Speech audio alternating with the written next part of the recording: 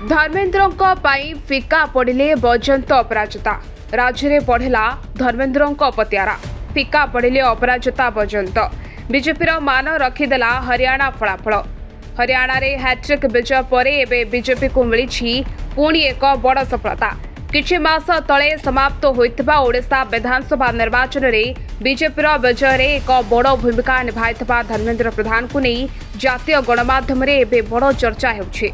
ओडिशा परे एबे प्रधान हरियाणा रे निजर कमाल देखाइछन्ति। एही निर्वाचन पई धर्मेन्द्रଙ୍କ उपरे दल यथेष्ट भरोसा करबा सह राज्यर निर्वाचन प्रभारी दायित्व देथिला। जून 16 रे धर्मेन्द्रଙ୍କୁ एही दायित्व दिया जायथिबा बेले मात्र किछि मास मध्यरे धर्मेन्द्र हरियाणा रे गेम पलटाई देथिले। तेबे हरियाणा रे बीजेपी को एते सहजरे सफलता मिल नथिला। लोकसभा निर्वाचन रे बीजेपी बहुमत ठारू पछरे रहिबा परे बीजेपी चाणक्य तथा गृहमंत्री अमित शाह यहाकु नहीं शीर्ष नेतांक मध्य रुद्ध द्वारा बैठक करथिले। हरियाणा रे धर्मेन्द्र ग्राउंड को ओह्लाइबा सह कर्मी मध्य छोट छोट बैठक करथिले। कर्मी फेरबैक को नहीं धर्मेन्द्र शाहंक निकट में पहुंचाउथिले।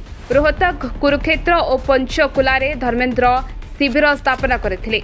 बड़ बड़ जनसभा करबा बदल में छोट बैठक माध्यम बड़ लक्ष्य को भेद करने को धर्मेन्द्र शाहंक सहित आलोचना करथिले और शेष में सफल होइथिले। शाह धर्मेन्द्र आज एक्जिट पोल रो आकलन को मात देवा सह मोट 90टी विधानसभा आसन मध्यरु दल को 48 आसन में विजय कर देखाइछन्ति।